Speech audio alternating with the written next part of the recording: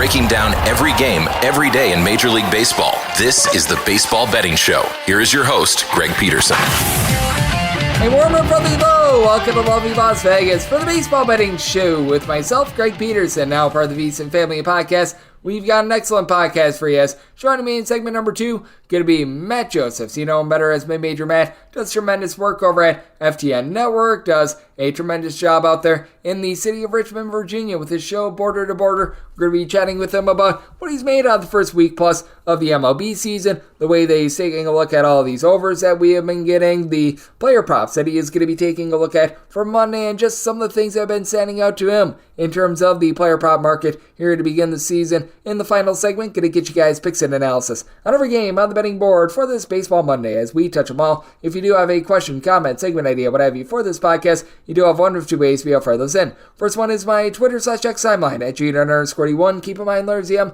they mean does not matter. So as per usual, please send these into the timeline, and the other way is find an Apple Podcast review. If you rate this podcast 5 stars, it is very much appreciated. From there, you are able to fire in whatever you'd like to hear on this podcast via that 5-star review.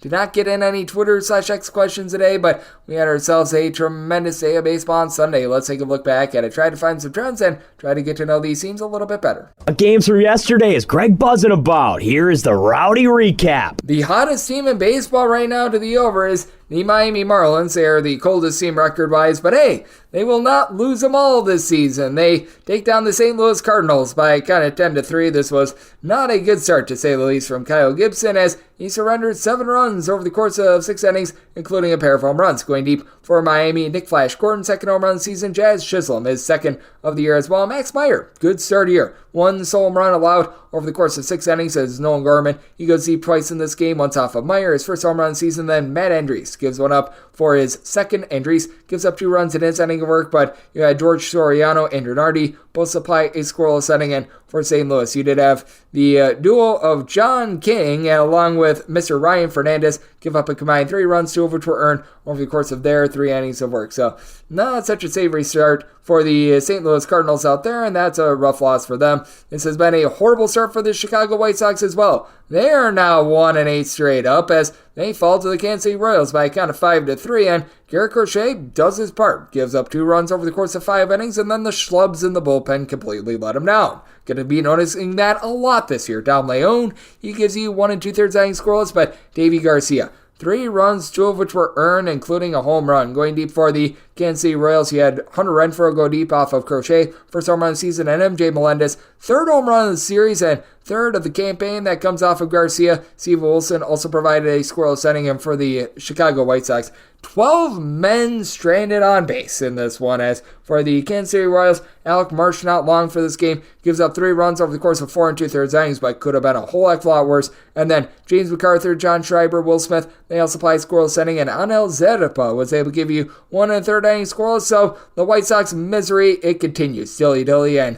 the pit of misery continues if you're fading the Oakland A's. They have now covered 6 out of their last 7 run lines, and second straight up win for them in 2 days. They take down the Detroit Tigers by a count of 7-1, as they do a nice job getting to Captain Jack Flaherty, who gave up 6 runs in 6 innings, including a home run. Going deep, Zach Geloff, home run number 1 of the campaign. From there, Alex Faedo, 2 scoreless innings. Alex Lang gives up a run in an inning, but part of the issue you might have with the Tigers moving forward, their offense. Riley Green got a solo home run off of Kyle Mueller, his 3rd home run of the season, but that's had nothing doing for the offense. Joe Boyle, Boyle rules. 5 scoreless innings. Lucas Erzedge gives you a pair of outs out of the bullpen. Michael Kelly, scoreless inning, and then Mueller, he gives up that solo home run over the course of 2 1/3 innings to be able to get the job done. The New York Mets have been not so great with their lineup. 3 runs or fewer scored in all but 2 of their games this far this season, but was enough to take down the Cincinnati Reds. 3-1 the final. Andrew Abbott does give up 3 runs, 2 of which were earned over the course of his 5 innings, including a home run going deep for the Mets. Francisco Lindor, who's been terrible this season, he gets his first of the campaign, and Sean Manaea, he has not been terrible. Gives up 1 run over the course of 5 innings, but from there, Jorge Lopez, Edwin Diaz, Adam Ottavino, Brooks Raley, they all supply a scoreless inning, and then for the Cincinnati Reds, you had 3 scoreless innings out of Brent Suter. Some good long relief. TJ Antone, he had to leave after throwing just 1 pitch, and Buck Farmer, he was able to supply a scoreless inning, as well as it's been the Mets and Reds who have been very good under teams to begin the season. 6 unders to 3 overs for the Mets thus far this season, and for the Houston Astros, right now they are your top under team in all baseball, and our DK Network right up pick of the under in Astros versus Rangers. That is 3-1. The Houston Astros were able to get the job done. This was their worst start since 2011, by the way, the 2-7 start, but they get Yordan Alvarez to supply a 3-run homer. That was the difference in this game, as he had 6 total hits. That comes off of Dane Dunning, who Dane Dunning had allowed, that was the first hit that he allowed. He allowed 4 total hits, 3 runs over the course of 6 2/3 innings. From there, Jordan Latz, Yuri Rodriguez both provide a scoreless setting, and then you got an out of the bullpen scoreless as well out of Grant Anderson. But for the Rangers, absolutely nothing doing in this one. Their lone run actually comes off of Josh Hader. Hader has not been great to start the year, giving up a run in an inning, but Ronald Blanco, coming off of his no-hitter, a 1-hit performance, going 6 innings in this one, did walk 4, but Rafael Montero, Ryan Presley, they both supply a scoreless setting, so nice win there for the Houston Astros, and nice domination from the Boston Red Sox on Sunday. They take down the LA Angels by a count of 12-2, as for Boston, they were able to have a nice home run derby here. Reese McGuire, his 2nd home run of the season, Rafael Devers, 2nd home run of the season, Tyler O'Neill's 5th home run of the season, and then about a home run number 1 of the season for David Hamilton, as that was more than enough support for Tanner Houck. 6 scoreless innings out of him. Chase Anderson in long relief, he gives up 2 runs in 3 innings, including a home run to Mike Trout, 4th home run of the season, but for Chase Seth, wasn't the world's worst start. It wasn't amazing. He did give up 3 out of those 4 home runs, but also shots given up in the course of 5 innings. He gave up 3 runs. From there, Jose Cicerno gives up 3 runs, and he got 1 out. Jose Suarez, I don't know why they're still experimenting with him. 5 runs surrendered in 3 1/3 innings. Miguel Sano, position player, had to get an out of the bullpen, and Guillermo Zunguilla, he gives up a run, and he couldn't get a single out. So that was not great, to say the least, for the LA Angels, and this was very solid if you took the San Francisco Giants. 3-2, they get a 1-run win over the San Diego Padres. For Matt Waldron, not a bad start here. 100 runs surrendered in 5 1/3 innings. And Ha-Seong Kim, who's pretty sure-handed out there in the field, pair of errors in this one, and all 3 runs given up by the Padres, unearned runs, as the error that he had on Johnny Brito that costed him the game, he gives up 2 unearned runs, Brito does, in 2/3 of an inning. You did have Yaku Matsui, along with Stephen Kolek, be able to supply combined 2 scoreless innings, but for the San Diego Padres, they just weren't able to get a lot generated off of Logan Webb in terms of runs. They got a lot of hits, 10 hits in total, but just 2 runs to show for it. Ryan Walker, Camilo Doval, they close the door, scoreless 8th and 9th innings, as the Padres go just 2 of 11 with men in scoring position, and a strangely low-scoring game out there in Colorado, as well as the Rockies. They fall by 1 run at home to the Tampa Bay Rays, this by a count of 3-2, as for the Tampa Bay Rays, you did not get any home runs in this one, but they had timely hitting, 3 of 8 with men in scoring position, and Ryan Pepiot was dealing 11 strikeouts in 6 scoreless innings. From there, Garrett Clevenger, pairabouts out of the bullpen. You did have Phil Maton give up a run in his inning, and Shawn Armstrong comes in for 2 innings. He does give up a run along the way, but for Colorado, Dakota Hudson, 3 runs surrendered in 6 innings. Victor Vodnik, 2 scoreless innings. Tyler Kinley, scoreless inning. Not enough, though, as the Colorado Rockies just unable to put back the ball in this one. So, strange under out there at Coors Field, and this was a strange game as well, as the Cubs, they take down the LA Dodgers by a count of 8-1. This game involved a nearly 2.5-hour rain delay. So, if you were taking a look at anything live, that was very interesting to say the least. But for, hopefully I get the same correct, as I think I'm going to be saying it wrong all season long, Shota Imanaga, he only goes 4 innings due to the rain, but was able to go 4 scoreless innings. You did have a very nice long relief appearance, 3 innings of 1 run supplied by Daniel Valencia, Mark Leiter Jr., Yancy Almonte. They both provide a scoreless inning, and Cody Bellinger supplies a boom. 2nd home run season. That comes off of Ryan Yarbrough as Gavin Stone. He got lifted before the rain delay. He gives up 5 runs, now only 1 of which was earned. He was hurt by a pair of errors out there in the field by Mookie Betts and Freddie Freeman, but did not look ready for the spot.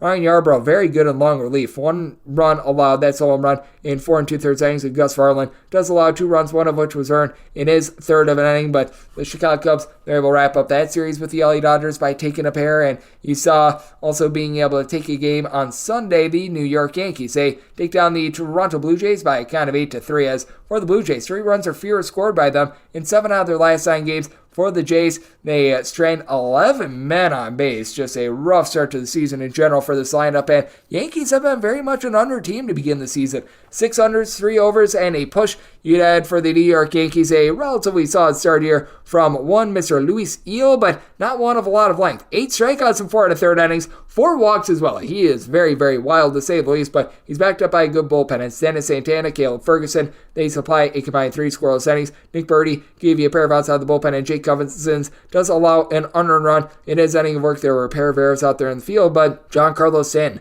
how about him being able to provide a grand slam off of Bowden Francis? 3rd home run season, and for Bowden Francis, he got chased in this game after 3 innings, allows 5 runs, including that grand slam. Paulo Espino holds down the 4-2 scoreless innings. Trevor Richards give you a scoreless inning as well, but Tim Meza gives up a run in 2/3 of an inning, and Genesis Cabrera, 2 runs surrendered. He went 1 1/3 innings himself. The Washington Nationals are able to wrap up their series with the Philadelphia Phillies with a W, 3-2. They're able to get the job done. As for Christopher Sanchez, this was not the start that he was looking for. 3 runs given up in 4 1/3 innings. From there, the bullpen was not bad. Sir Anthony Dominguez, Matt Strahm, both to provide a scoreless inning, and Junior Marte, 5 outside the bullpen scoreless, but it was Armando Sosa who provided most of the offense for the Philadelphia Phillies. First home run season, that comes off of Mackenzie Gore, who did not get gored, giving up 2 runs over the course of 5 2/3 innings. Kyle Finnegan, Hunter Harvey, they both supply a scoreless inning, and Jordan Weems was able to go for 4 outs out of the bullpen scoreless to be able to get the job done for the Washington Nationals. And the Pirates, they're able to win multiple games in their series against the Baltimore Orioles, and they're now 8-2. 3-2 the final for the old Pittsburgh Pirates. No longer the poopy Pirates. As for Baltimore, Dean Kramer, actually a really good start. And by the way, the Pirates and the Boston Red Sox, your top run line teams right now in all baseball, they are 8-2 on the run line, whether they're getting or laying a run and a half. Meanwhile, the Miami Marlins at 1-9, they are by far your worst team, but that said, for the Orioles, they upchuck this game with Yennier Cano coming in the 9th inning and allowing 2 runs, one of which was earned. He was hurt by a Gunnar Henderson throwing error, but Keegan Aiken prior to that, he was able to hold it down for a scoreless inning. But for the Pittsburgh Pirates, they did a good job of bending but not breaking in this game with their pitching, as you had Ronci Contreras, Jose Hernandez provide a combined 3 scoreless inning, and Marcos Gonzalez, he gives up 2 runs over the course of 6 innings, but it was just enough for the Pittsburgh Pirates to be able to get the job done in this one. For the Atlanta Braves, they get the job done against the Arizona Diamondbacks. 5-2 the final. So the Braves sweep this series despite the fact that they trailed for most of it. This was the one actual comfortable win that they were able to get, as they do get to Ryan Nelson in this one. Nelson gives up 3 runs over the course of 5 innings, including a pair of home runs going deep for Atlanta. Matt Olson, 3rd home run of the campaign, and then Michael Harris II gets a 2nd, and Austin Riley goes deep off of Miguel Castro for his 2nd home run season. Castro allows 2 runs in total over the course of 1 1/3 innings. The other Nelson, Kyle Nelson, 5 outs out of the bullpen scoreless, but for Arizona, not a lot doing at the plate. As for Chris Sale, he was giving a Sale on strikeout. 6 punch-outs in 5 1/3 innings, did allow 2 runs, but Joey Menes, 5 outs out of the bullpen scoreless. Tyler Madzik, Pierce Johnson, both able to supply a scoreless inning. The Milwaukee Brewers were able to have a nice explosion on Sunday as well. 12-4, they get to Emerson Hancock and the Seattle Mariners, and they get it done. As for Hancock, man, 8 runs surrendered in 3 1/3 innings. Cashy over on his strikeout prop with 6, but gave up a pair of home runs along the way, as he had William Contreras go deep off of him for his 1st home run season. Then he goes deep off of Josh Rojas, position player, for his 2nd, and William Adames also went deep off of Hancock. 2nd home run season for Colin Ray. He said hip hip hooray to a good start. 1 run earned, 2 runs in total surrendered in 6 innings, and then from there, Tygo Vieira, he comes in, provides 3 innings, gives up 2 runs along the way, and he did allow a home run going deep for Seattle. Dom Canzone, 2nd home run season, but for the Seattle Mariners, they had to use Mr. Rojas, who I mentioned before, position player. He gave up 2 runs over the course of an inning. Trent Thornton, scoreless inning of his own. Taylor Cicado held down the 4 2 2/3 inning scoreless, but Colin Snyder did not get a single out. He allowed 2 runs along the way himself. And then we did get a rainout involving the Twins and Guardians. So if you're looking at the trends of Major League Baseball, so it's been very much an overwhelming season, but the unders over the weekend, they were able to take a little bit more charge, and on Sunday, we did get more unders than overs. One of the few times we've been able to say that this year. 8 unders, 5 overs, and a push along the way. Favorites doing solid on the money line. Not great, not terrible. 59.3%. 83 and 57 is the money line record for the favorites. And road teams, 76 and 66 straight up this season. That has been a story. Meanwhile, the over still at about 54.8%. 74 overs to 61 unders thus far this season. So that's what we're seeing in Major League Baseball right now, and that's what we all got on Sunday. Now let's take a look at some of Monday's games and just how Matt Josephs, better known as Major Matt, is currently playing the player prop market. That is up next right here on the Baseball Betting Show with myself, Greg Peterson, now a part of the VSiN Daily Podcast. breaking down every game, every day in Major League Baseball. This is the Baseball Betting Show. Here is your host, Greg Peterson. And we're back here in lovely Las Vegas for the Baseball Betting Show with myself, Greg Peterson, now part of the VSiN Family Podcast, and it is always great to be joined by this man. As Matt Josephs, he does a tremendous job taking a look at this great game of baseball that we all know and love. I know that he is very hard at work taking a look at all these player props, getting set for what is going to be a nice, long grind, but a fun one for this baseball season. You're able to follow him on Twitter/X at MidMajor Matt altogether. And Matt, always great to have you aboard. Thank you. Yes, always glad to be here. Yes, the hamster wheel that is the sports world continues to turn. Absolutely. As Matt does great work over at FTN Network, you're able to catch his ESPN radio show Border to Border out there in Richmond, Virginia as well. Does so much great work on that front. And Matt, just what have you made out of the first week plus of the MLB season? As first week plus have just felt very overwhelming, though. For those that were looking over the weekend, did feel like the unders were finally starting to come through a little bit more. It's funny because as a guy who does more of the prop side and does more of the individual players and team total kind of stuff, you notice the baseball world in a different way. I've seen a lot more strikeouts as of late, and I think it's really interesting to see because obviously we look at the umpires, we look at the weather, you got the cold games in the East Coast and everything, and it seems like in some of these games players don't even want to be there because it's so cold and miserable and windy. We've had snow games, we've had some games with some rain and some 5-hour rain delays and everything. So it's certainly been interesting to kind of track some of these first weeks and how some of the results are somewhat false because of the poor weather and the poor situation some of these teams are playing in. Yep, it certainly is interesting to dive in on that front. And when it comes to those colder games, when it comes to just those bad conditions in general, do you think that favors the pitchers a little bit more or the hitters? Because typically I lean a little bit more towards the pitchers, but that hasn't seemed to be the case thus far this season. Yeah, I would lean more towards the pitchers, especially when the wind's blowing in and things like that. I mean, you watch some of these games, it's funny because I'm watching some of these Phillies games that are being played in the cold, and I see Bryce Harper with a mask on, and I see these guys, they're like bundled up. They might as well be wearing scarves. And it's just so funny to see that because if you're so bundled up, how are you ready to swing and everything? And how are you ready to field the ball perfectly? Bryce Harper did that, his 3 home run game with his mask on. So certainly that's something the Philadelphia fans would like to see a little bit more of. But it's just so funny to see these guys play in the cold and how bundled up they are and how I can't imagine that helps swings very much, just your general attitude of wanting to play the game.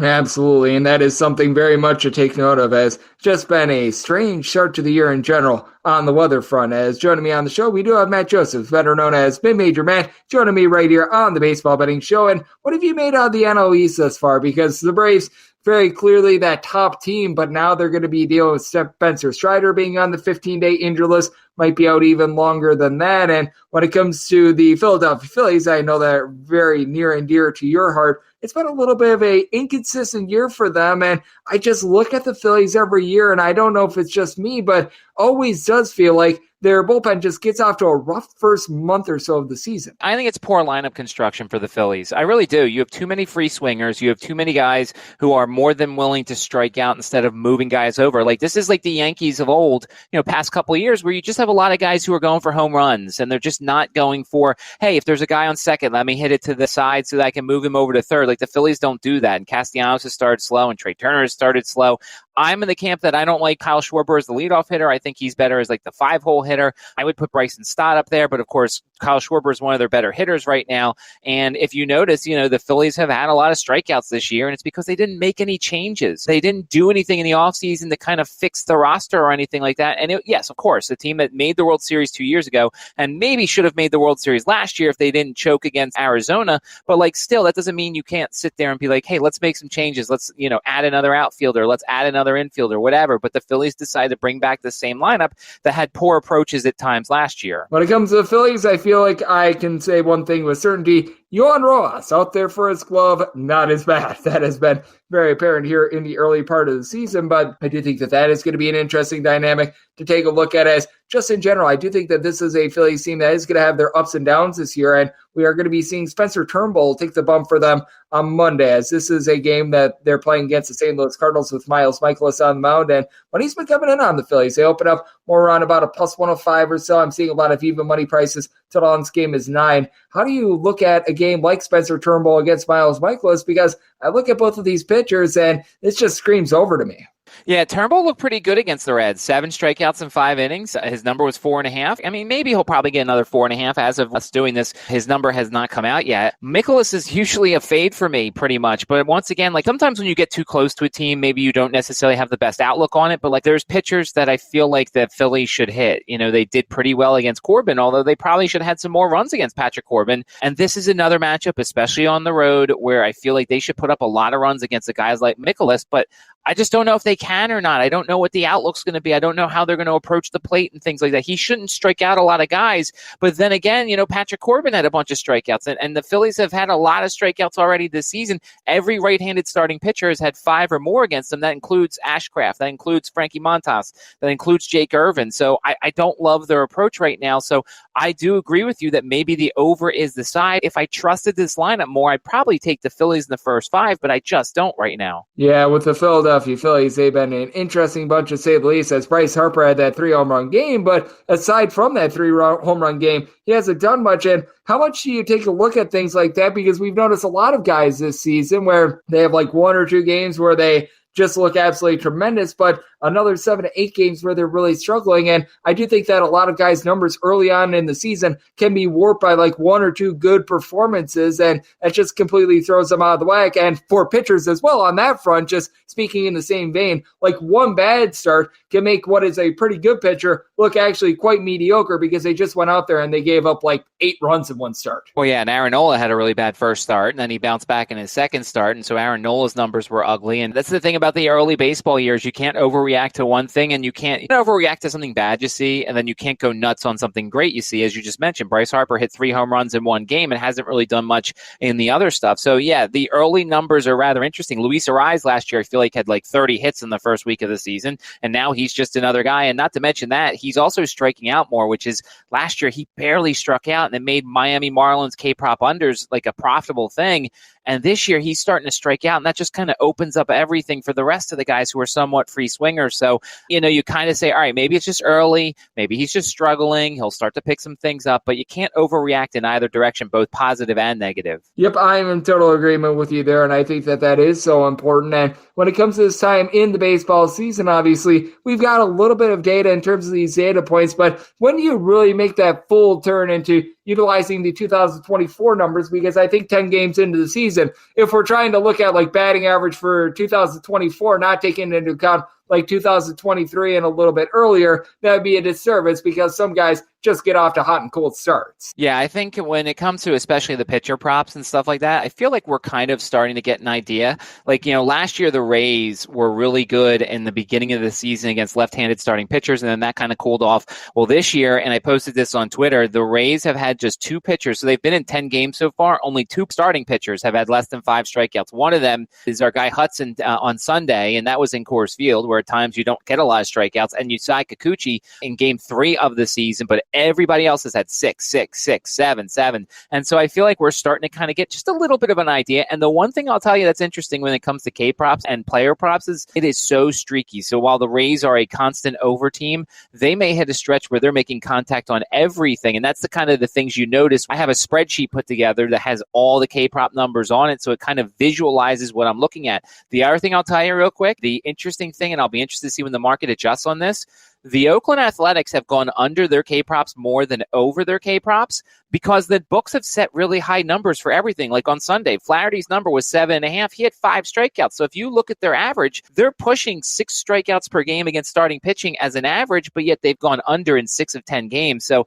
this is all stuff you can't really pay attention to unless you visualize it in front of you. And that's why I've started doing this spreadsheet. Yep, and I think that that is so great that you do the spreadsheet as well to be able to just keep track of a little bit of everything, because when it comes to player props, it's not like there's a big giant database and a whole bunch of sites out there being like, oh, here's the over and the under rate overall for the season for like the Tampa Bay Rays, which is information that it's not necessarily the world's easiest to find, but you're able to find it. When it comes to like a bunch of individual player props and things like that, that's much more difficult. So good on you for doing that. As Matt Joe says, you know him better as Mid Major Matt. He is joining me right here on the Baseball Betting Show. And I do think that this is going to be an interesting scenario as well, with Blake Snell getting his first start of the season against the Washington Nationals, with Trevor Williams taking the bump. And the Giants are north of a 225 favorite. How do you gauge a guy like a Blake Snell who ID was tremendous at getting swings and misses last year, but as we know, he went unsigned for a very long time, and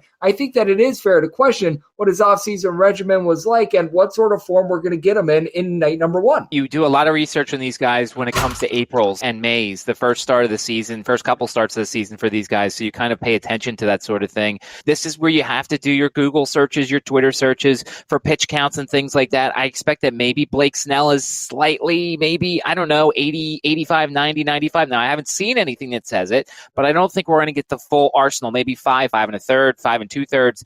This is where you got to do a little bit of research, and it's interesting because you face the Nationals, who are one of the best teams when it comes to contact against left-handed starting pitchers. Last year, they averaged 3.67 strikeouts per game against left-handed starting pitchers. They had 6 in their game against Blake Snell last year. So far this year, Martin Perez had 6. The over-under was 2.5 for that game, so he obviously went well over that.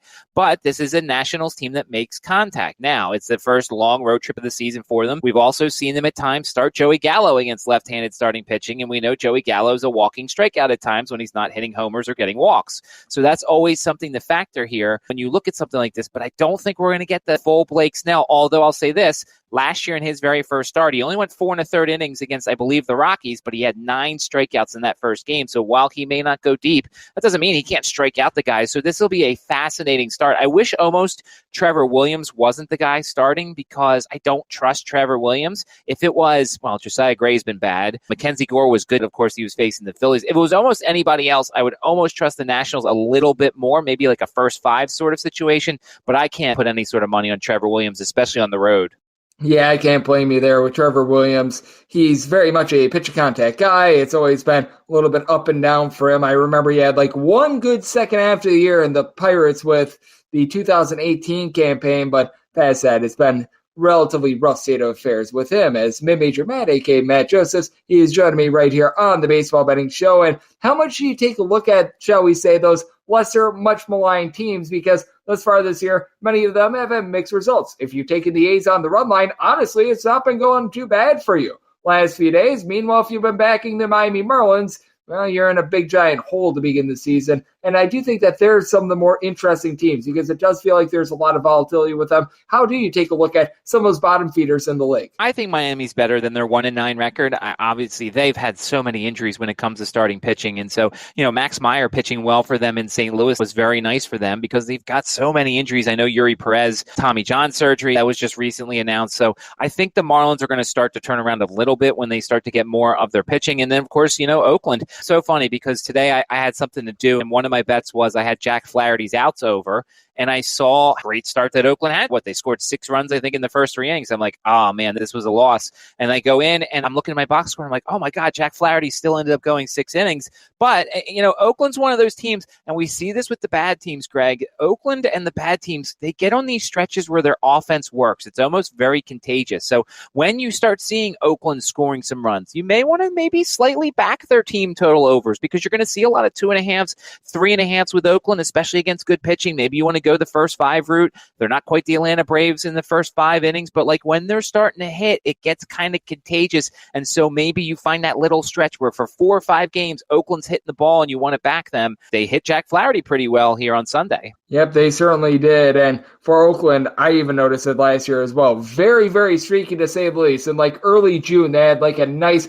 5-game heater, and then they went straight down the toilet bowl. So do not be shy to abandon ship right when it goes bad as well. But certainly they can be very streaky as well. And Matt, anything else that you're going to be taking a look at for the betting board for Monday? So I'll be interested to see, and we just talked about this, the Rays and how much they're striking out. Man, I always take the unders when it comes to Anderson's strikeout props.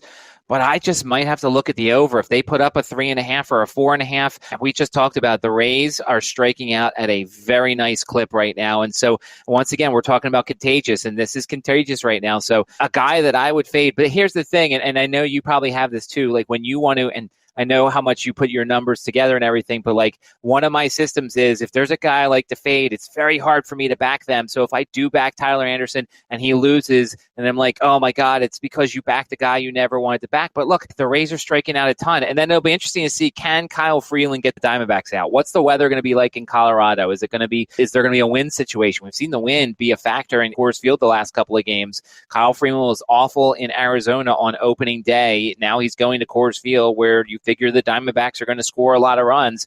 Make sure to check out the weather, as we said, and we talked about way back in the beginning. I mean, we're still in cold time. We're still in wind time. The wind's blowing out. That's going to be something that's going to bring runs. If the wind's blowing in, that's going to certainly help the pitchers. So you want to make sure for Coors Field, everybody just thinks, oh, it's Coors Field, you got to bet overs. Well, if the wind's blowing in or if there's things going on that kind of make it harder to score in Coors Field, you certainly have to be on top of that. And then, of course, here's the other thing. I used to take the unders on the Atlanta K-props. They struck out 7 times against Ryan Nelson on Sunday. That's not great. And now you got Julio Teheran. You know you're going to be on the first 5 over when it comes to the Brave. They went over on Sunday, and you know Julio Teheran's going to struggle. The first book hung a 3.5 for Teheran. And here's the funny thing. They set the under at minus 175, which is almost unbettable. Like, you're never going to, at least I'm never going to bet a minus 175, minus 170 when it comes to K-props or something like that. So I always laugh when the books make the splits so ridiculous that you're like, oh, well, I guess I'm just not going to play it on this day. Yep, and that's a big thing with player props as well. Unlike what you're going to find with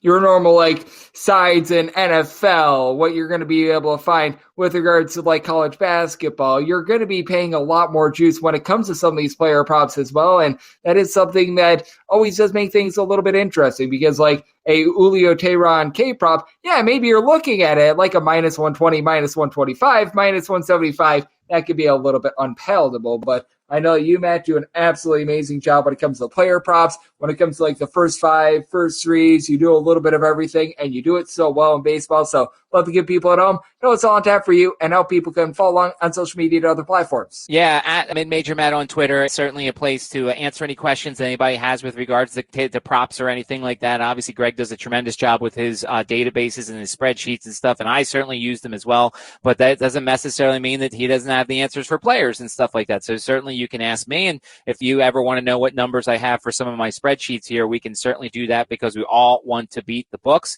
Every 10 a.m. Eastern time, for those of you who like to do the batter props, which I dabble in every once in a while, every 10 a.m. Eastern time, I post some of the notables who does really well against the pitchers that they're facing because, once again, if you do DFS, you want to know who you want to build your lineups around, and so certainly I like to post that so that way people can see who has really good numbers against the starting pitchers they figure to face. Yep, and that's big as well. I feel like you can use historical data, trends a little bit more in baseball than other sports. Like trying to look at a college basketball team that's like 9-0 in their last 9 home games against insert specific team here. Yeah, you might be looking at coaching changes. You might be looking at just nobody that was playing in that first game being out there. When it comes to hitter versus batter, that's something that you're able to take a look at a little bit more historically as well. Matt does a great job on that front, and every single time he joins this show, always makes us a little bit smarter. So big thanks to Matt Josephs, better known as Mid-Major Matt, for joining me on the Baseball Betting Show. And coming up next, it is that time of the podcast to give you picks and analysis on every game on the betting board for this Baseball Monday as we touch them all. Breaking down every game, every day in Major League Baseball. This is the Baseball Betting Show. Here is your host, Greg Peterson. And we're back here in lovely Las Vegas for the Baseball Betting Show with myself, Greg Peterson, now part of the Beeson Family Podcast. Always great to be joined by Mid-Major Matt. You know him as Matt Josephs if you're out there in the city of Richmond, Virginia, doing great work over there. Does great work over at FDM Bets. Every single time he joins the show, I feel like we get a little bit smarter. Great insight on player props, what he's been making out of the front half of the season, and so much more. So, big thanks to Matt for joining me in the last segment. Now it is that time of the podcast. I give you picks and analysis on every game on the betting board for this Baseball Monday as we touch them all. If a game is listed on the betting board, Greg has a side and a total on it, so it is time to touch them all. Do note that, as per usual, any changes that are made to these plays will be listed up on my Twitter/X feed at June_D1. We're going to be going in the Las Vegas rotation order. This is where we go with the National League games first, then the American League games, and any Interleague games. Those are going to be at the bottom. That'll keep things all nice, neat, clean, and easy. So, without further ado, let's dive in on 951, 952 on the card. It is the Milwaukee Brewers, and they're facing off against the Cincinnati Reds. And yes, we are on to Cincinnati, and they're on to being a very slight favorite. Find them anywhere between -102 to a -115, with the Brewers going to be laying as little as even money, as much as minus 108 on them. Total on this game is 9.5. Unders between minus 115 to a minus 130. Overs anywhere between plus 110 and minus 105. And did sub by total 9.3 at a 9.5. Going to be looking at the under, but with how much juice has been shifting, I have to think that we get some 9s out there. And if we go to a 9, I'd rather have a 9 over rather than a 9.5 under, just because this is a ballpark that lends itself to plenty of runs. And for Graham Ashcraft, never really been too much of a swing and miss guy. Does a solid job of being able to pitch a contact, but gave up a pair of home runs in his first start out against the Philadelphia Phillies. Someone that just really, in general, doesn't impress me too much, and the Milwaukee Brewers have certainly had his number. I still remember the last time he went up against them last season. He just got completely shellacked when he was at home. He had a start where he gave up 10 runs in 4 innings in the month of June. Did bounce back in his last 2 starts against the Brewers prior to that, but still, I do have my question marks there. And for Aaron Ashby, this is going to be his first start since the 2022 season, so it has been quite a while since we've seen him, and Aaron Ashby just has never really lent a lot of length. The last time he went north of 5 innings in a start, you have to go back to August 14th of 2022. He's got really good stuff, but the command has never been there. He's now coming off of surgery as well, so lots of question marks on that front end. What is also very questionable for the Brewers, these young bats that they've got, though. I feel like we're starting to get some answers with them. You were able to have Jackson Chourio be able to get his first few home runs of his career. He's up to 2 bombs. He's been able to do a solid job, move the line. Bryce Terang, I don't know if I'm going to fully buy into him quite yet, but he's off to a nice start to the season. They pick up Rhys Hoskins in the offseason as a pair of home runs. Christian Yelich is looking like the Christian Yelich of old, and they go up against the Cincinnati Reds lineup that has been very hit or miss as far as this season, to say the least. As for the Reds, they have now scored 4 runs or fewer in all but 1 out of their last 5 games, and Cincinnati is very much a hitter's ballpark. Spencer Steer has been able to take full advantage of it. He's hitting north of a 400 with 3 home runs to begin the season, but going back to last year, Elly De La Cruz was all sorts of inconsistent, continues to be that this season. We got Christian Encarnacion Strand, who's been off to a little bit of a rough start, but I do like the fact that they pick up Jimmy Candelario in the offseason. I think that he's going to be able to pick it up a little bit. Jake Fraley, he was out of the fold to begin the season in terms of just starting consistently. They've got him back in the lineup as well. And for the Cincinnati Reds, I do think that they're going to be able to get some good bullpen performance in this one. Lucas Sims, TJ Antone are 2 guys that I really do like. Alexis Diaz is one of the better closers out there in the big leagues. And for the Milwaukee Brewers, they are also one of the better teams in terms of their bullpen pitching that you're going to find in the big leagues. Joel Payamps, Elvis Figueroa, they're very good in the middle part of that bullpen. Abner Uribe, he has been able to do a very solid job filling in the 9th inning for the currently injured Devin Williams. So I do think that both of these bullpens hold it down, but have some question marks with Ashcraft, have a lot of question marks with Aaron Ashby, and I just don't know how far Ashby is going to go, and as a result, I have to fade the Brewers in this spot. I did set the Brewers at a plus 138, just not knowing what we're going to be able to get out of Aaron Ashby, and like I said, if I had to trace between a 9.5 under and a 9 over, I would be looking at this 9 over, so going to be trying to get that 9 over, and looking at the Reds on the money line, set them as a minus 138 favorite. 953, 954 on the betting board. The Atlanta Braves are going to be playing us the New York Mets. Julio Teheran goes for the Mets, and Charlie Morton is on the bump for the Braves, and the Braves are pretty sizable favorites. Going to be getting them anywhere between minus 215 to minus 235, plus 185 to plus 195 is that number on the Metropolitans. 9.5 to 10 is the total on the 9.5. Overs between minus 115 to a minus 125. Unders anywhere between minus 105 to plus 105. Meanwhile, on the 10, the under is minus 115 and the over is minus 105. Did sell my total at 9.7. Here at a 10, I'm going to be looking at the under now. Not really a vote of confidence for Julio Teheran. If you look at what he did towards back half of the season, last 8 appearances, he posted up an ERA that was well north of 5. He was giving up the deep ball last 36 and a third innings. He gave up 10 home runs, but he does a nice job not giving up a lot of walks. His walks per 9 rate last year was hovering in that neighborhood of about 2 to 2.5, so I do think that he's going to be able to lend a little bit of length for a Mets bullpen that's okay. It's not great, it's not terrible. They would love to be able to get to Edwin Diaz. That means that they'd be leading in the 9th inning, and getting him back for this year is absolutely massive, but guys in front of him, you're going to get some solid performances out of the likes of Adam Ottavino, you want to be avoiding Yohan Ramirez. He has been absolutely terrible this year, but Jake Diekman had a nice season last year with the Tampa Bay Rays, but doesn't quite compare to what you've got with the Atlanta Braves. This is a Death Star lineup that 1 through 9, everyone is a threat to be able to go deep for you, aside from maybe the backup catcher in Chadwick Trump, and I wouldn't doubt if they turn him into a 300 hitter as well. Jared Kelenic has found it with the team. They get back Adam Duvall. He's back to hitting home runs. Matt Olson had 50-plus home runs last season. Orlando Arcia is seeing the ball very well. Just 1 through 9. It's a tremendous lineup. And for Charlie Morton, did he overperform a little bit last season? Yes, but even at his advanced age, he's still able to give you north of 10 strikeouts per 9 innings. Did last season. Now, you always fear the walks with him. He does give you about 3.5 walks per 9 innings, which does leave it up to the bullpen quite a bit. But if he can just give you 5 relatively solid innings, you're going to be in good shape, as Pierce Johnson, ever since he came over from the San Diego Padres and the Colorado Rockies, has been able to supply you with a sub-3 ERA in this bullpen. I believe it's actually a sub-250 ERA. You've got Rossio Iglesias, who's really good in the back half for this team. You've been able to get back Dylan Lee. You've also got a healthy AJ Minter along with Kirby Yates as well. So do love this bullpen. Big thing for Charlie Morton is just being able to keep things relatively consistent. Over the last few years has been very good at home,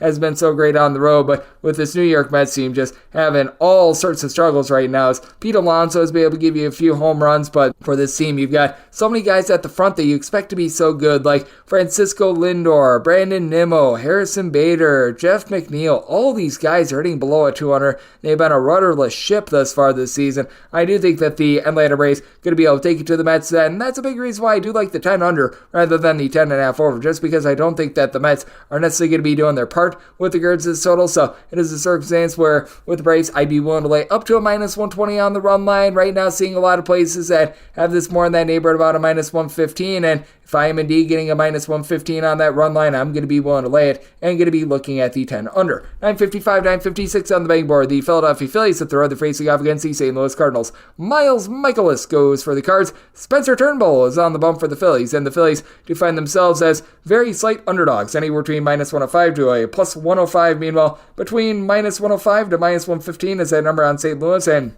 9 is the total. The under is minus 120. Over is even. I'm going to be looking at the over. I did set my total at 9.2. Spencer Turnbull looked really good in his first start of the season, but he has made 11 starts or fewer in every single one of his years since the 2020 campaign. So massive question marks as to whether or not he's going to be able to stay healthy. And even when he got starts last season, he posted up north of a 70 ERA, looked much better in spring training, but I still need to see a little bit more before I'm able to believe in him. And for Miles Michaelis, I know that what I'm getting here, and it's someone that is going to throw a lot of strikes. His walks per 9 rate last season was sub 2, and he has been able to get 9 strikeouts in 10 of the third innings this season, but that's come with getting tagged for 7 runs, and he just has been giving up a lot of doubles. He doesn't necessarily give up a ton of home runs, but he gives up a lot of general contact. He very much is a pitch contact guy, and when it comes to the Phillies, I do think that they're going to get a little bit more online. I was mentioning before with our good friend in mid-major math that Bryce Harper had that 3 home run game. Past that, he hasn't necessarily done a whole heck of a lot, though. I do think that he's going to be able to pick it up moving forward. JT Realmuto, I think, is going to be fine. And Trey Turner, he had a really slow start to the year last year. He's been out of the gates a little bit cold to begin the season. I think that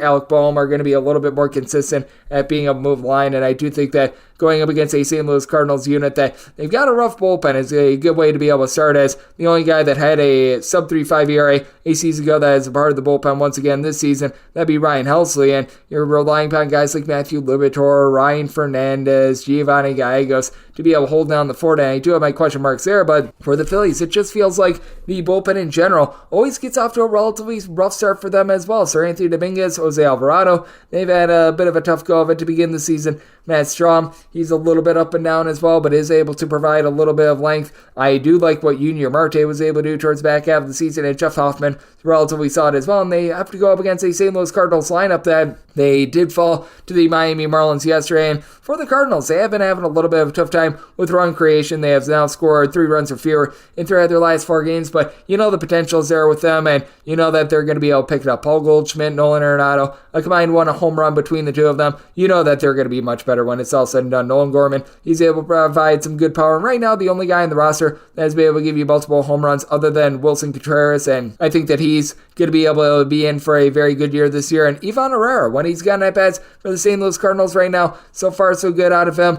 It's a young outfield that has quite a few guys that do a solid job moving the line. Jordan Walker, Alec Burleson, Brendan Donovan. I think that these guys are going to be in for some relatively solid seasons, and Donovan does have some pretty demonstrative home and road splits with regards to his hitting. He hits much better when he is at home, and I do think that that's going to be the case moving forward. Like to see them get Lars Nootbaar in the fold sooner rather than later. But that said, in Turnbull versus Michaelis, I recognize that Michaelis is not a guy that I want to be backing too much, but I did set him at a minus 113 just because the Phillies bullpen, a little bit out of sorts. They have to deal with travel, and right now the Phillies aren't in such great form, and I do think that the Cardinals going to be able to relatively solid at home. So I'm going to be taking a look at the 9 over, set my total at 9.2, and do like the Cardinals up to minus 112 on that money line. Now let's set my DK Network right to pick. 957, 958 on the card. It is the Arizona Diamondbacks, and they're going to be on the road facing off against the Colorado Rockies. Kyle Freeland goes for the Rockies, and Zach Gallen is on the bump for Arizona. And Arizona, that's some favorites here, anywhere between minus 163 to minus 190. Meanwhile, between plus 148 to plus 158 is your number on Colorado. 10.5 is the total in most spots. We're seeing a few straight 11s. The under juice on the 11 is minus 125. Over is plus 105 on the 10.5. Over is minus 105 to minus 115. And same goes for the under. And my right up here is going to be on the over. Did set my total of 11.9. Now, I will say in Colorado, it is a little bit chilly. There is a little bit of wind, as Matt was alluding to. But I take a look at the way that Zach Gallen pitched on the road as opposed to at home last season. 9-day difference. When he was at home, he was tremendous. 2.47 ERA, 0.6 home runs, 1.6 walks per 9 innings. On the road, 1.25 home runs, 2.5 walks, and a 4.43 ERA. And those were per 9 inning numbers on the home runs and walks. So you do have your concerns there. And for Zach Gallen, he just threw so many innings last year, north of 240 in total between the regular season and the postseason. Led the league in innings pitched, and I do think that that's going to catch up with him a little bit. And it's not like this Arizona Diamondbacks bullpen is necessarily lighting the world on fire. Luis Frias, Miguel Castro, got some question marks there. Joe Mantiply has been relatively rough since being an all-star a few seasons ago. Did like Ryan Thompson, Scott McGough, guys like this, but the bullpen support, not necessarily all the way there, but this lineup has been very tremendous for the Arizona Diamondbacks. Going into Sunday, they're averaging about 6.6 runs per game, and these two teams core off to begin the season out there in Arizona in that 4-game series. Arizona went 3-1 and scored 32 runs across 4 games, and they absolutely tattooed Kyle Freeland. Freeland gave up 10 runs without getting 10 outs in that first start, and overall for the season, he's recorded 17 outs, and he's given up 17 runs. I do think that he's going to improve upon an ERA of 27, but my goodness, it has not been a great start to the season from him. His velocity is up while Zach Gallen's is down. His is actually up, but he has just been absolutely awful in general, and for Kyle Freeland, he does have a career ERA that is higher at home rather than on the road. He doesn't necessarily give out a bunch of walks or anything like that, but he just gets hit really hard. And for the Arizona Diamondbacks, they have really been able to light it up coming out of the gates with regards to their offense. As Lourdes Gurriel, Ketel Marte, Christian Walker, 3 home runs apiece in the first 10 games of the season. Everyone other than Walker hitting above a 300 for this unit. You haven't even necessarily gotten Corbin Carroll going, 333 on base, but hitting just a 200. He's yet to get his first home run season. And Eugenio Suarez, he's hitting above a 300. Jake McCarthy has been able to do a solid job moving the line. I like the way that the Diamondbacks are performing. Then the Colorado Rockies just always have the most demonstrative home and road splits in the league when it comes to scoring. Last year scored 3.65 runs per game with a 229 batting average away from home. At home, 266 batting average, more like about 5.3, 5.4 runs per contest. And for the Colorado Rockies, you've gotten Ryan McMahon going, hitting well above a 300. He's been able to supply the boom with a pair of home runs. Ezekiel Tovar actually has a pair of home runs, and he's gone off to a decent start to the season. Brandon Rogers, I don't know why they're continuing with this experiment. He, Nolan Jones, Eliarius Montero, these guys are hitting below the middle line of 200, and I do think that Jones is going to pick it up after he had 20-plus home runs last season, but I think that it's a lost season for Rogers. Chris Bryant looks completely lost at the plate as well, but I do think that they're going to be able to find a little bit more now that they are out there in Coors Field. And for the Colorado Rockies, entered into Sunday with an ERA north of 6 in the bullpen. You don't really have too many trustworthy guys in general. Tyler Kinley, I guess, is okay for this bullpen, but the likes of Jake Bird, Anthony Molina, Victor Vodnik, Justin Lawrence. Not something that you want to be banking on. I do think that you get runs aplenty in this spot, so my DK Network right to pick that is on the over. And with the run line of the Arizona Diamondbacks, I'm going to be willing to lay. You're finding it between minus 115 to a minus 125, semi more around a minus 132. So like the Diamondbacks on the run line, and my right to pick that is going to be on the over. 959, 960 on the betting board. The Slam Diego Padres play host the Chicago Cubs. Javier Assad is on the bump for the Cubs, and Yu Darvish on the bump for the Padres. Padres are anywhere between minus 133 to minus 142 favorites, anywhere between plus 118 to plus 125. Your number on the Cubs. 7.5 to 8 is the total on the 7.5. Over is between minus 115 to a minus 120. The under is between even a minus 105. On the 8, under is minus 125. The over is plus 105. And I did set the Padres at a minus 144 on the money line. Right now, seeing about minus 135 or so. I'm going to be willing to lay it. Javier Assad, as a starter, has had really good numbers dating back to the back half of last season. I just wonder how much of it is built on sand a little bit. As for Javier Assad, he does give out a few walks. He's not someone that necessarily has put away pitches. His strikeouts per 9 rate well below 7.5 when he's been in a starter's role, but somehow, some way he was able to light it up when he was able to get starts last season. And you just take a look at him throughout his career in a starter's role. It has been a case where the fielding independence just does not match up with the ERA. ERA of a 280 as a starter, but he's given up in that time span right around about 1.2 home runs per 9 innings, north of 3.5 walks per 9. And if you take a look at the entirety of the 2023 season as a starter and as a reliever, his fielding independent 429 compared to a 305 ERA. Meanwhile, you've got a guy in Yu Darvish who got a little bit unlucky last season. It felt like he pitched a little bit better than what he was given credit for, and he's come out this season and has looked much better. He did give up a few walks in the Seoul series, but he's back to getting 9 strikeouts per 9 innings. He's only given up 1 home run thus far in his 3 starts, and he's backed up by a San Diego Padres lineup that it's not quite what it was 8 seasons ago with Juan Soto being out of the fold, but you saw Fernando Tatis Jr., Manny Machado in the middle of the lineup. These two guys have a combined 5 home runs this season. Machado hasn't hit for average, Tatis has, but Jake Cronenworth is hitting above 300 after he had a rough year last year. He's back to form, and Luis Campusano, just such a big upgrade at the catcher spot than what you had from the likes of Gary Sanchez and company 8 seasons ago. Meanwhile, for the Chicago Cubs, you have Cody Bellinger, who can be a fearsome guy, but I don't think he's going to get much more than like 25 or so home runs, but you've got balance with this team as Bellinger, C.A. Suzuki, Christopher Morel, Dansby Swanson all have multiple home runs this season, and other than Bellinger, all these guys have been able to hit north of a 285. Ian Happ has yet to go deep, but he's been able to move the line with north of a 400 on base. Dansby Swanson north of a 400 on base as well. Michael Busch has been able to find a way on. Nick Madrigal does a solid job on that front as well, and both of these teams, I feel like, have pretty comparable bullpens. Adbert Alzolay has become a nice closer for this team. Yancy Almonte has been able to lend some solid innings in this league. You've got Hector Neris, who was acquired in the offseason, but do have a few question marks when it comes to more of the long guys as well. And for the Cubs, you also have question marks because they had that long rain delay against the LA Dodgers, so that causes for a little bit more just dysfunctional travel, and I do think that's going to hurt them a little bit here in game number 1. Meanwhile, for the San Diego Padres, by the way, going back to the lineup, Jackson Merrill looking very good as a rookie for them, and you do have a few rolls of the dice when it comes to bullpen. Yuki Matsui, Stephen Kolek, are these guys going to be rock solid? But pick up Wandy Peralta, Anya de los Santos, guys that last year had a sub-3.5 ERA.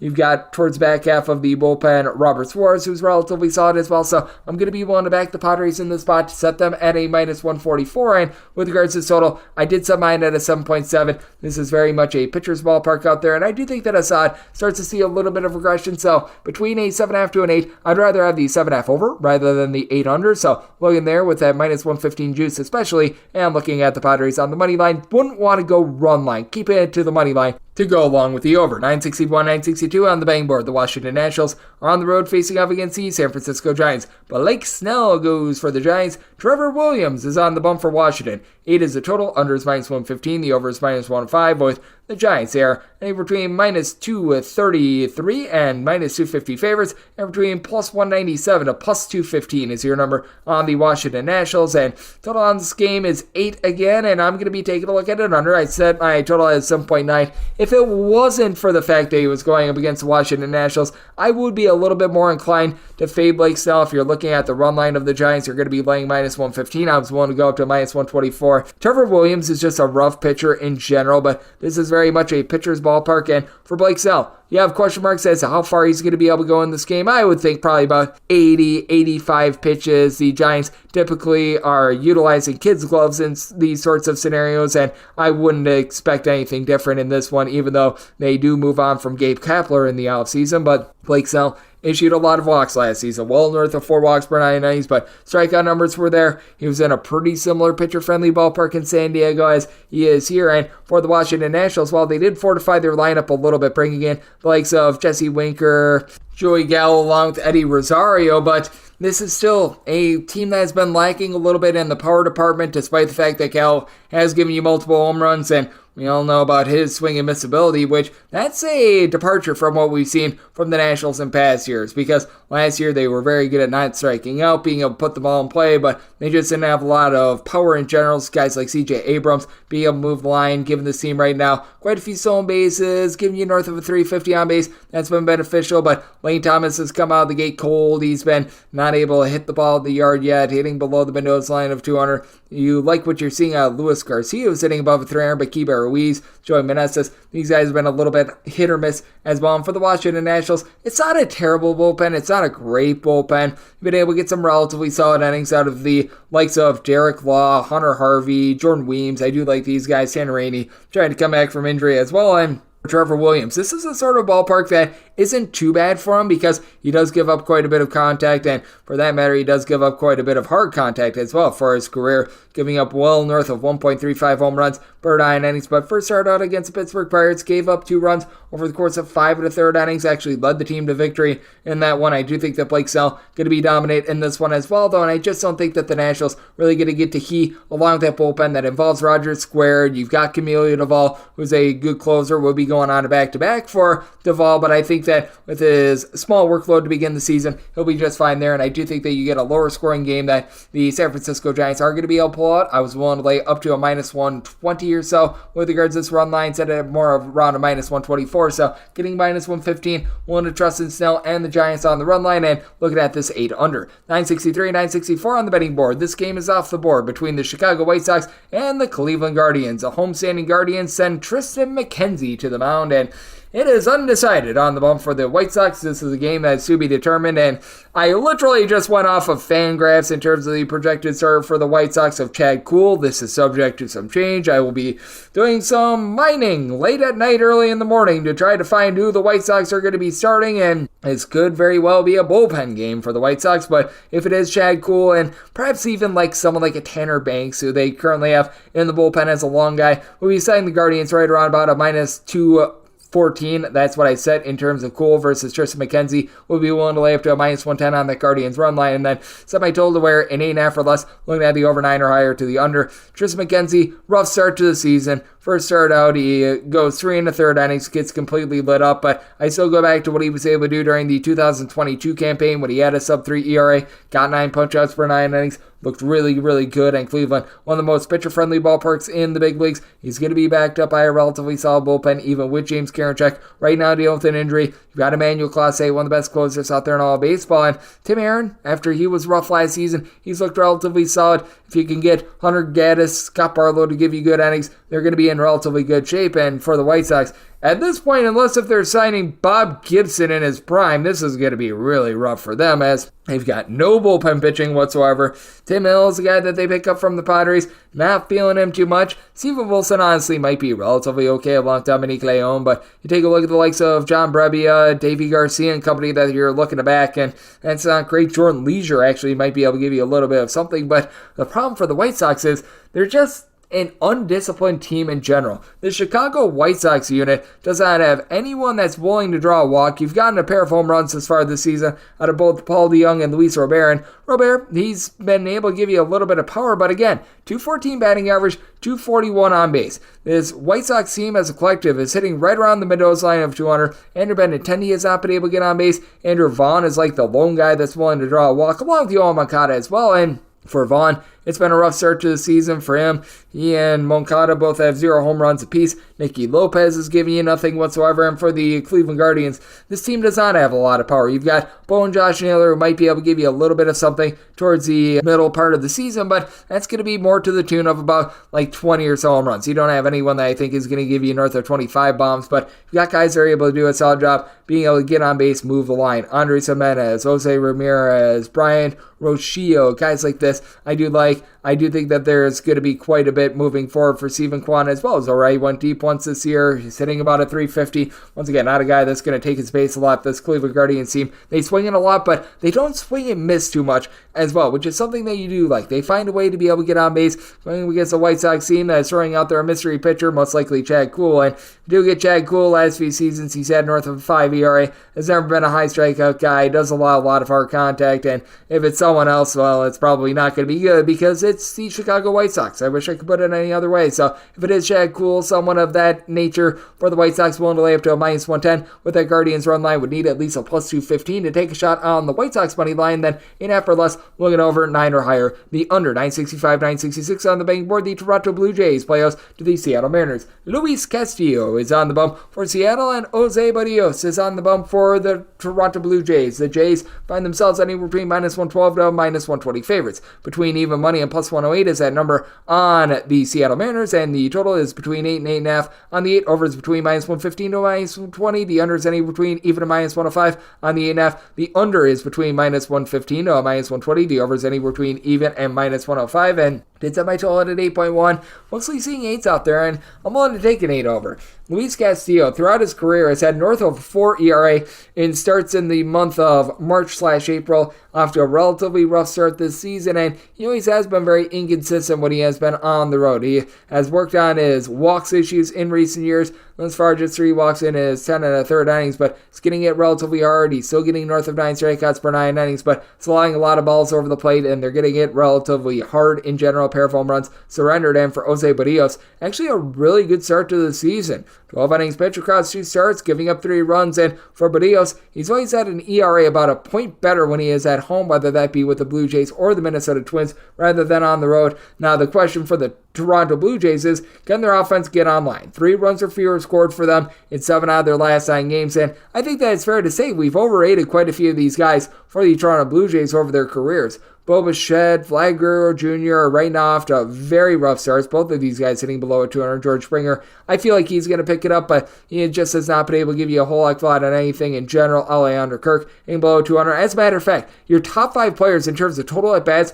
for the Toronto Blue Jays, all hitting below 200. That is terrible. But you bring in Justin Turner. He's been able to give the team a home run, 400 on base. He's been relatively solid. Ernie Clement has actually given you some halfway decent at-bats. I like Davis Schneider. He's right now leading the team with a pair of home runs along with Vlad Guerrero Jr., but I do think that for the Blue Jays, they're going to be able to find it a little bit more in this ordeal, and both of these bullpens are dealing with quite a few injuries, as you've got Gabe Spire, Gregory Santos, and Matt Brash dealing with injuries for the Seattle Mariners. Meanwhile, for the Toronto Blue Jays, Eric Swanson along Jordan Romano. These are guys that are currently out of the fold, so that does mean that the back half for both of these teams is going to be a little bit more rough. You need Yimi Garcia to be able to pick it up for the Toronto Blue Jays. Tim Mesa, though, is something I do like. And for the Mariners, they're just a factory of really good bullpen pitching. Ryan Stanek, Trent Thornton, Taylor Sacato. These are all guys that you're able to trust in to be able to get the ball to Andres Munoz, but I do think that for Castillo, going to be a little bit of a rough go of it for him here, and I do think that the Blue Jays get a little bit more online with regards to their bats, and I do think that for Seattle,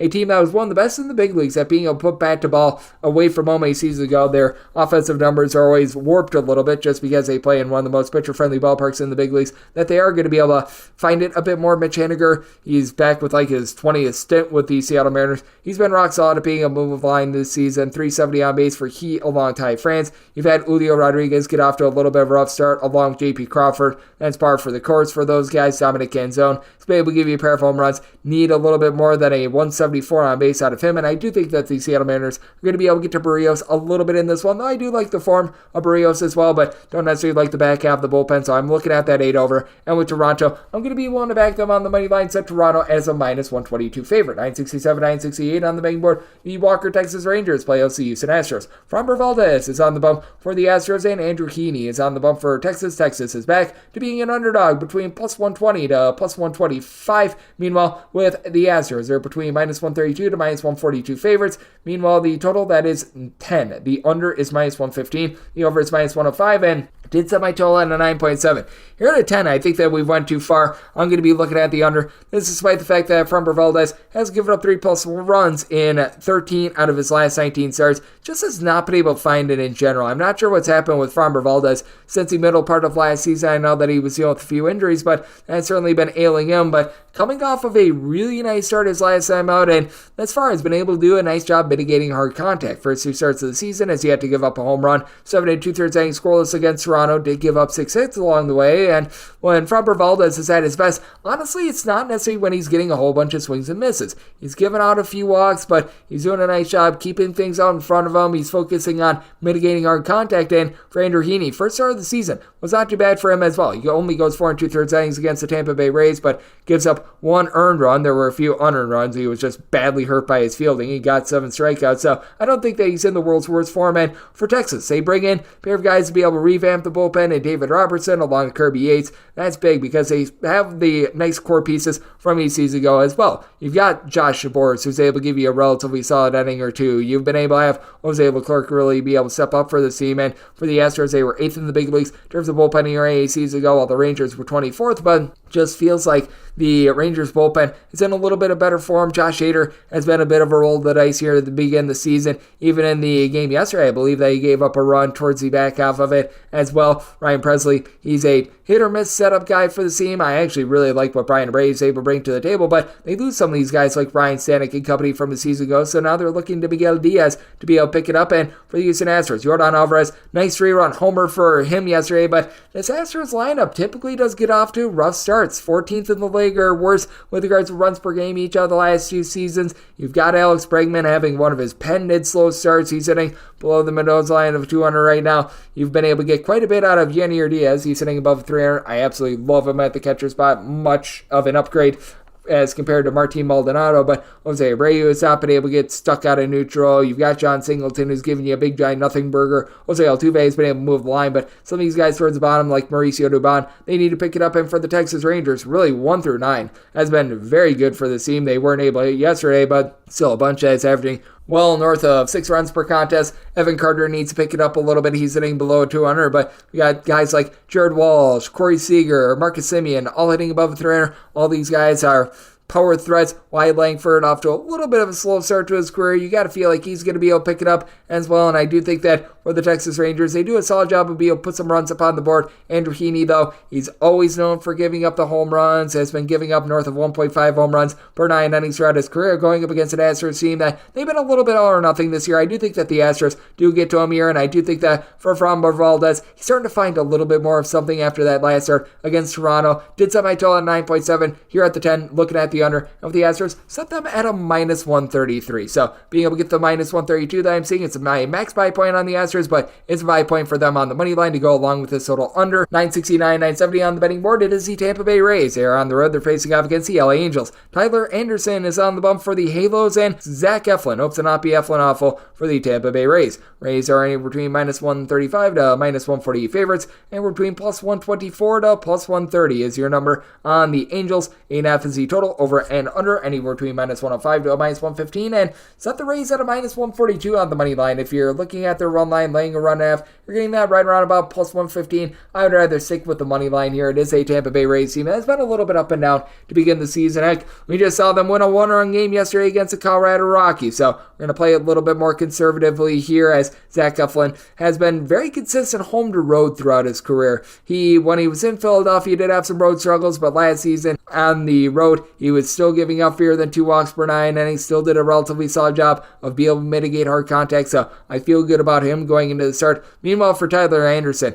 it feels like whenever you fade him, he actually gives you a really good performance, and if you look to back him, he's going to stink it up. Last season, he was not good, to say the least. He has never been a swing and miss guy, even when he had his big year out there with the Los Angeles Dodgers a few seasons ago when he had a 2.57 ERA. His strikeouts per 9 rate was below 7, and last season with the LA Angels. He was able to go 5-5, but very misleading. He got about 7.5 strikeouts per 9 innings, was giving out north of 3 walks per 9 innings, gave out a bunch of hard contact, and this is an Angels bullpen that just doesn't compare to that of the Tampa Bay Rays. You've got the likes of Colin Pouchet, Pete Fairbanks, Jason Adam. They're all able to do a very solid job in that bullpen. I even like Eric Clevenger, but he's able to provide it. The back half, if you're able to get to Carlos Estevez, Matt Moore, it's looked relatively solid for the Angels, but Adam Simber, well, his ERA went timber last season. He had north of a 7 ERA on his AC Sierra. It's a reclamation project that is very much a hit or miss sort of ordeal. And for the LA Angels, you've got to question the bats for this team as well. 3 runs or fewer scored in 3 out of their last 5 games. You know what Mike Trout is going to bring to the table. 4 home runs already, 350 on base. He has been tremendous. And Logan O'Hoppe is something I do like. He's off to a nice start this season. He's given the team a home run north of a 4 on base. But Anthony Rendon, he's north of 1 hit now. Yay, barely there, but he, along with Nate Chenal, Zach Neto, Aaron Hicks, these are guys that I just don't know if they're going to give you too much this season. Miguel Sano has actually found a way to be able to get on base a little bit, but he very nearly ate his way out of Minnesota. And for the Tampa Bay Rays, I do think that they're going to be able to get a relatively good start out of Eflin. I have massive question marks with Tyler Anderson, so did set my total at a 9.3. Here at the 8.5, I'm going to be looking at the over. I do think that the Tampa Bay Rays going to be able to get their bats going. They had just 3 runs yesterday against the Colorado Rockies, but this is a Rays unit that they've got functional power out of so many of their guys. Isaac Paredes had 30-plus home runs last season. Randy Arozarena, Yandy Diaz. These are guys that are able to provide 20 to 25 home runs while being able to do a good job of getting on base. Harold Ramirez hit well above a 300 last season. And Jerry Cabrera, that was a really good pickup in the offseason. He's got good speed. He's already got 4 stolen bases, as he and Jose Siri actually have 10 stolen bases between the two of them. So the Rays, if they're able to just get these guys on base, they're able to move them over, generate some runs. I do think that they're going to do so here, so I do like the over and the Rays on the money line. 971, 972 on the betting board. The New York Yankees play us the Miami Marlins. Jesus Luzardo is on the bump for Miami, and Nestor Cortez is on the bump for the Yankees. And the Yankees are a favorite of anywhere between minus 150 to minus 165, anywhere between plus 136 to plus 145 is that number on Miami. 8 is the total. Over is between minus 115 to a minus 120. The under is between even a minus 105. And if you're looking at that Yankees run line, laying a run half, you're able to get right around plus 122 to plus 125. I'm willing to take it. Was willing to take anything of a plus 105 or greater with the New York Yankees. Now, Nestor Cortez, bad form to begin the season for him, well north of a 5 ERA, got walloped in his first 2 starts, and it was really that first inning in both of those starts. Calmed down from there, but for Nestor Cortez, since the beginning of the 2022 season, his ERA at home is a full point and a half better than it is away from home. For Cortez, doesn't need to calm down the walks, 4 walks in his first 10 innings of the season, but now he gets to face off against a Miami Marlins unit that, yes, they were able to come together, they were able to get some good runs against the St. Louis Cardinals yesterday, but all in all, I look at this lineup and I've got my question marks. Luis Arias along Tim Anderson, they give you no power whatsoever, and when these guys aren't moving the line, it's rough for them. Both of these guys are combined at about a 275, so not too shabby there. You've got Jake Berger, who's been able to give you a pair of home runs, but he's pretty much the only power bat for the team now that Jorge Soler is out of the fold. You've got some upside with the outfield, Brian De La Cruz, Avicio Garcia, Jesus Sanchez. These are guys that should hit, but Garcia along Sanchez, both hitting for fewer than a 250 on-base percentage, so heavier issues there. And for Miami, they are, for lack of a better term, fish out of water when they're away from home, especially with their star pitcher, Jesus Luzardo, who had a sub-3 ERA when he was at home last season on the road. That went to north of a 4 ERA as he gives up right around about 1.3, 1.4 home runs per 9 innings when he is away from home. And now it's to face off against the Yankees lineup that is very much revamped. Giancarlo Stanton is actually giving you 3 home runs this season. He's become an all-or-nothing guy with regards to home run ball, but he's at the very least looking a little bit better than he did a season ago. Aaron Judge, as well as Cabrera, both have given you a pair of bombs. Judge has been a little bit slow getting out of the gates, but he's still generating walks. Juan Soto, north of a 4 base. He's got just 1 home run, but you can tell the profound impact that he's having on this lineup. Even with someone like an Alex Verdugo struggling, you've been able to have other guys be able to step up, hold it down for the team. And for the New York Yankees, they've got by far the better bullpen in this one. Ian Hamilton had a little bit of a rough series against the Toronto Blue Jays, but Caleb Ferguson, Jake Cousins, these are unsung guys that are able to do a solid job. Clay Holmes, he's able to lock it down in the 9th inning, though it can sometimes be a little bit of an adventure to get there. Jonathan Loaisiga looks like he's dealing with a little bit of an injury, but all in all, I do like the bullpen of the New York Yankees. Meanwhile, for the Miami Marlins, they do lose guys like Stephen Okert from season ago. They brought in David Roberts. They did not retain him. Tanner Scott is a relatively solid bullpen piece along with Andrew Nardi. Both of these guys had a sub-350 ERA a season ago, but Sixto Sanchez, Matt Andres, Anthony Bender. These are guys that are very tough to be able to get behind. And Jesus Luzardo was a Cy Young candidate coming into the season, but he's surrounded by a team that I just don't think is going to be able to support him very well. I do like this 8 over, as Miami has just been giving up runs upon runs in the bullpen. And for Jesus Luzardo, just not the same pitcher when he's away from home. So I do like the over, and the Yankees laying a run and a half was won't take anything north of plus 105 there. 973, 974 on the betting board. The Detroit Tigers are on the road facing off against Pittsburgh Pirates. Mitch Keller goes for the Buccos. Reese Olson is on the bump for Detroit. Detroit is an underdog of between plus 105 to plus 112. Meanwhile, between minus 120 to minus 125. That number on Pittsburgh, 8.5 is a total. Seeing straight 8 out there as well. On the 8, over is minus 120. The under is even. On the 8.5, under is minus 115. Over is minus 105. With the Pirates, I would need this to get down about like 2 pennies to a minus 118. As a matter of fact, I'm seeing one that's getting down to a minus 118. Minus 118 or less. Going to be willing to back the Pirates. Do have some concerns with Mitch Keller still. First 2 starts of the season has not been great for him, posting up a 6.55 ERA, and I just noticed his velocity dip in spring training, and it did cause me to be out on him a little bit. 8 punch-outs in 11 innings, giving up 4 walks, not necessarily having the world's greatest command, and when you're giving up 4 earned runs in your first 2 starts against the Washington Nationals and the Miami Marlins, that's not terrific. But for the Detroit Tigers, while this does look to be a much more formidable team than they were a season ago, for the Tigers, they've scored 3 runs or fewer in 4 of their last 5 games. What's going to carry the Tigers this season is going to be their pitching. Riley Green does have a trio of home runs for this bunch, but he's hitting below the Mendoza line of 300. As a matter of fact, top 5 guys in terms of total at-bats for the Detroit Tigers, all hitting below a 215 right now. Mark Canha's able to do a nice job of being able to draw walks, and he's got some pop in the bat himself, but Spencer Torkelson has looked lost at the plate to begin the season. Javi Baez, you want to talk about a waste of money. There you go. Parker Meadows not giving you anything whatsoever. And why don't I have Gio Urshela playing every single day? I don't have any idea whatsoever, but I really like him. But for the Tigers, this bullpen is one of the best out there in the big leagues. You don't have that one lockdown closer, but Alex Lang, Tyler Holton, Will Vest, Andrew Chafin, these guys are all very solid. And you got a bullpen on the flip side for the Pittsburgh Pirates I really do like as well. And that's part of the reason why I'm going to be willing to back the Pirates, as that big 3 in the back half. Aroldis Chapman, David Bednar, Ryan Baruchi. It's about as good as it gets. Now, Baruchi might be out of the fold for this game. Do want to be noting that, but Hunter Strand, he's been able to do a solid job in the bullpen. They get Jose Hernandez back after they had him out of the fold for a few days, and the big question mark with the Pirates as well. Can this lineup be able to start to be consistent? Because the talent is there with guys like an Oniel Cruz, Cabrian Hayes. Hayes is able to do a nice job moving the line. Cruz is able to give you good power, and it's right now hitting above a 300. Brian Reynolds has been a little bit intermittent to begin the season, but still giving you about a 350 on base. The question mark is Henry Davis, Jack Swinitsky. Are these guys going to be able to develop? Because Michael A. Taylor has been a nice find. You bring in a veteran like Rowdy Tellez that's able to pound it out, and